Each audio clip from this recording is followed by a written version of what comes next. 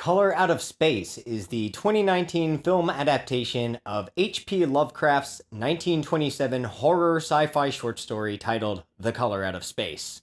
It released in the US in January 2020, though was previously screened at the Toronto Film Festival in 2019. It had a budget between 6 and 12 million and only made 1 million at the box office. Color Out of Space is the tale of the Gardner family, who slowly grow mad as the environment around them mutates as a result of a crashed meteorite that consumes the world around them in strange and terrifying ways. This story has been adapted in the medium of film many a time. 1965's Die Monster Die, 1987's The Curse, Color from the Dark, which is an Italian film from 2008, and a 2010 film from Germany titled The Color Out of Space. The earliest of these films, Die Monster Die, is directed by Daniel Haller, an art director and set designer for two Roger Corman Edgar Allan Poe adaptations, 1960's The House of Usher and 1961's The Pit and the Pendulum. In 1970, Haller would direct another Lovecraft adaptation, The Dunwich Horror, before moving into television for the remainder of his career. Die Monster Die also notably stars Boris Karloff in his late 70s, though the film is a lesser example of a Lovecraft adaptation. It's poorly written, and outside of Karloff, very poorly acted. There are few special effects or horrific scenes. It's a low-budget B horror movie with generic male protagonist and generic female love interest. Their names are Steve and Susan, and a substantial percentage of the dialogue is them saying each other's names. Steve! What is it, Steve? Steve! What's wrong? What's wrong, honey? Susan! Susan, hold on! Oh, Steve. I love you. Run, Susan, run! Oh, Steve. Then there are too many scenes without any dialogue, where characters slowly move about an old mansion set.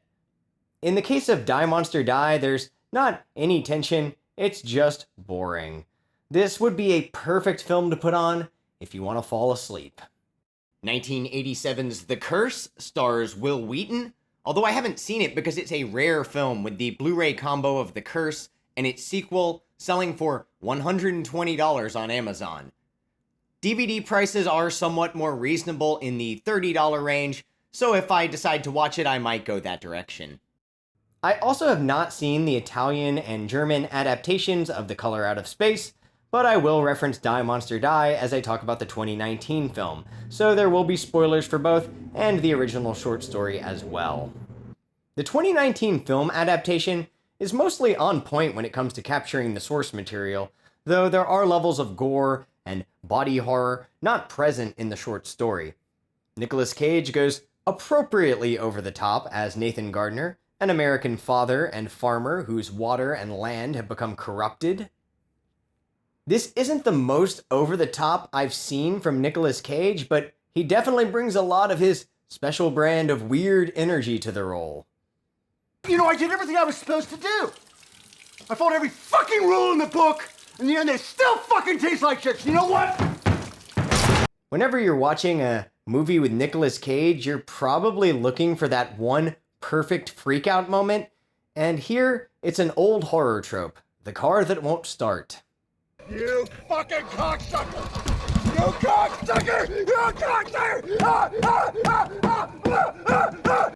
There are several consistencies between Die Monster Die and Color Out of Space. Both Boris Karloff and Nicolas Cage play versions of a character who is bound to his fate through the inheritance of the farm from his father. Both films begin with the protagonist asking the way to the family home. In Die Monster Die, it's a classic horror situation where the townspeople want nothing to do with Steve. When it's revealed that Steve is Susan's lover, not a hydrologist studying the safety of the water and soil, Die Monster Die loses the story's themes involving contamination and the spread of disease. Karloff doesn't just go mad, he becomes an old-school horror movie monster for about 5 minutes at the end, because the idea of a less tangible alien entity was more difficult to represent in a film. Color Out of Space 2019 manages to incorporate the science fiction element of the story much better. The first act of the film mainly consists of setting up the Gardner family. After the meteorite hits and the film moves into its second act, it becomes far more interesting, though setting up the family is necessary. In the film, the wife Teresa Gardner is played by a British actress, Jolie Richardson, who has been in a lot of film and TV, but her only other horror credit is the film Event Horizon. That being said, I think she does a pretty good job here. We've also got Tommy Chong as a crazy hippie living in the woods. People under the floor, dude. The aliens. Nicolas Cage's teenage daughter practices witchcraft, and is a possible love interest for the narrator-turned-protagonist played by a young British actor, Elliot Knight. Like in the short story, he's a stand-in character for the audience, and little is known about him.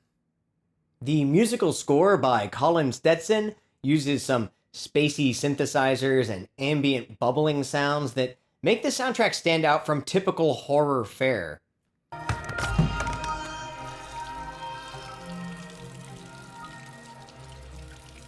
Colin Stetson also did the soundtrack for Hereditary the year prior, which is a prime example of a perfect modern horror film. Color Out of Space's family tragedy might not quite reach the heights of Hereditary, but I still think it's a strong Lovecraft adaptation. The film Annihilation also comes to mind while watching Color Out of Space, as it took a lot of its ideas from the short story, though Annihilation had around a $50 million budget and is visually more magnificent. Annihilation might be more cerebral and Hereditary more unsettling, but Color Out of Space is more fun, and yes, a little wackier when you factor in the inclusion of Nicolas Cage. Color Out of Space is surreal, psychological body horror, and personally I think it's great. The actual title refers to a gaseous, phosphorescent entity which is presumably inhabiting the well and causing the strange occurrences on the farm. The digital effects, though obviously limited due to budget, are able to capture the luminosity of the entity much better than in 1965. Die Monster Die also conflated the outer space invading alien element with magic and occultism by juxtaposing these crude sketches of Baphomet, perhaps to induce fear through images that hold a satanic connotation amongst the general public. Does anyone else think about a creature out of Star Trek when they're watching this, though? It looks like color correction was used in the 2019 version to turn the trees purple, which helps to translate the surrealism of the short story.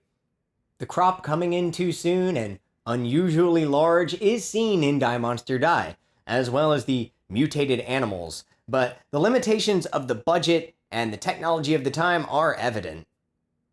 The blasted heath, mentioned frequently in the short story, a decaying piece of barren land, is seen in Die Monster Die as Steve passes by it early in the film. The heath is never seen in the 2019 film because of the removal of the story within a story element. The character of the hydrologist is not visiting the town after the demise of the Gardner family and learning of their fate from a third party. Instead, he is there to experience the events firsthand. The mother chops her fingers off while cutting some carrots. Then there's the Nicolas Cage shower scene, which is also a little unsettling.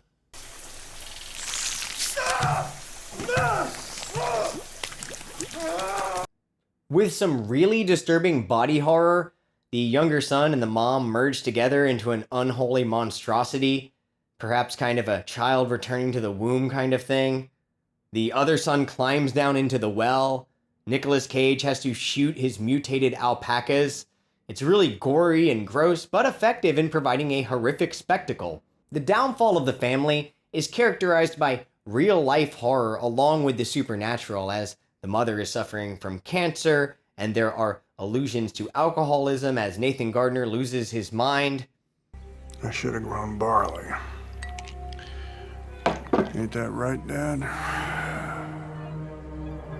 He is characterized by the local news as both a UFO witness and a bourbon connoisseur. In the short story, the Gardner family's tale is all conjecture from a man who the rest of the town deems to be crazy, and the horror of the tale is more psychological. The short story is about 12,000 words, 30 pages or so, and it's a great read, one of Lovecraft's finest works. It takes place in the fictional town of Arkham, Massachusetts, and the narrator has no name in the story. He interacts with an elderly man named Amy Pierce, who tells him the story of the Gardner family, so it's a story within a story format, and the narrator never interacts with the family directly. The basic plot outline is that a meteor hits, scientists study it and understand it is unusual, but don't really do anything about it. The trees become more ominous, the vegetables grow faster but can't be eaten, the family lose their minds one by one, and some strange entity resides deep within the well. The narrator is a hydrologist who is there to build a water reservoir and doesn't seem deterred by the old man's story. It seems to be set on the eve of the apocalypse when the world has become so paranoid that you can't even drink water without the fear of losing your mind. In the short story, the gardeners' names are Nahum and, well, actually, I don't remember his wife having a name in the short story. I think she's just referred to as Gardener's wife.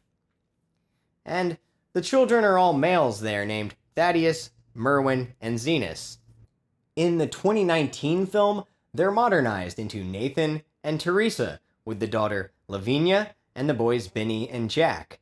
In Die Monster Die, the family is the Whitley family, consisting of patriarch Nahum Whitley, his wife Letitia, and he has two daughters, one missing named Helga, and one who is the love interest Susan. The two daughters are grown, and Merwin is the name of the butler who dies under mysterious circumstances. In the short story, the characters are not as fleshed out, because the demise of the family is told to our narrator by an old man who does not go into great detail about the personality traits of each character. The film was written and directed by Richard Stanley and co-written by his wife Scarlet Amaris. Richard Stanley made two cult films in the 90s, Hardware and Dust Devil. He was the original director for the 1996 Island of Dr. Moreau adaptation that was both a critical and commercial failure. He was actually fired and didn't finish the movie. Color Out of Space was Stanley's return to fiction filmmaking after over 2 decades of absence, although Stanley and Amaris did make a documentary together in 2013 about mysticism and the occult titled The Other World. Stanley was planning on making a trilogy of Lovecraft films, but in March of 2021, a domestic abuse charge against Stanley from 2014 resurfaced when his now former partner Scarlet Amaris went public. Spectre Vision, Elijah Wood's production company who funded Color Out of Space, said they would no longer work with Stanley after this story came out, and that all future revenue from the film would go to victims of domestic abuse, so no one should feel guilty about paying to see this movie. Needless to say, the adaptation of the Dunwich horror Stanley was writing will likely never get made, despite the fact that The Color Out of Space has a problematic director and a problematic author when it comes to the source material. It still makes for a good watch, and I give it a recommendation, perhaps as a double feature with Annihilation, which includes a group of female protagonists, but is essentially the same idea as Color Out of Space, and possibly a better movie overall. Die Monster Die, however, is a pretty big waste of time, but it's not the worst 60s B movie I've seen by far.